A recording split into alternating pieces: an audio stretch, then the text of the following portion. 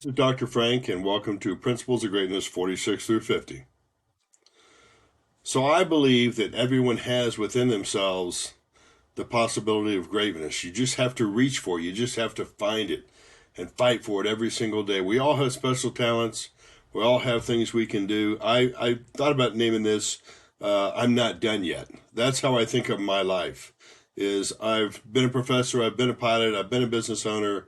I try to make these website things, but in the end, you know what? I'm not done yet.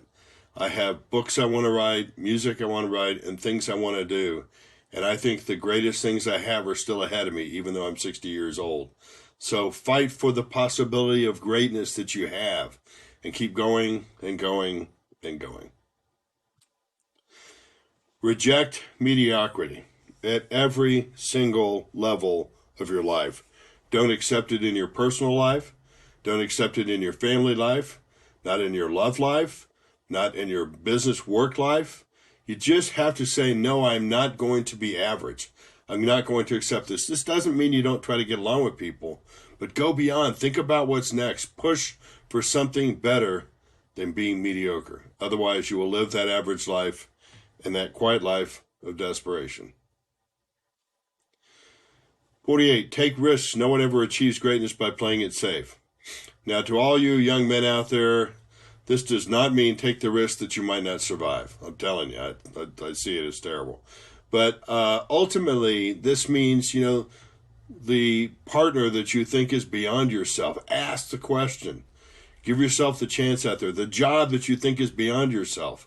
When we were students at Texas Tech University, we had a young professor who came by. He's just friends with us, and he said, hey, he was thinking about applying for something called an endowed chair at one of the Georgia universities. He had 2 total publications. Normally, you're probably looking at 10 to 15 minimum before. And we looked at him and we said, hey, throw your hat in the ring. Guess what? He went down there, he interviewed, and he got a great job. You have to try to achieve greatness by doing something beyond what you think you can do. And let others decide whether you're qualified or not. 49, I kind of get up in the morning and say this every day: refuse to fail, refuse to fail, refuse to fail. It isn't that I've been so successful in life. I'm probably in the top third of my Air Force Academy class, but I survived pilot training. Half the people did not; they dropped out or whatever. When it comes to the MBA program, more than half the people dropped out of that. When it comes to the PhD program I went through, way more than half the people did not finish that. I did not have to be successful in life by being number one. I became what I consider to be successful in life by refusing to fail at all levels every single day. Just say it to yourself: refuse to fail. And finally, number 50, organizations desperately need leaders who can foster hope in the midst of dejection, despair, and defeat.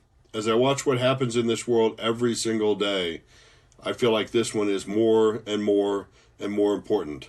You have to stop, as I said before, wind that clock, think about what's important, and find the happy side, the bright side of what it is you're doing. Do not give in to despair. Do not give in to defeat. Be the shining light that other people follow. Believe me, that's what organizations need, and that's what they'll be looking for out there in the future. Have a great day.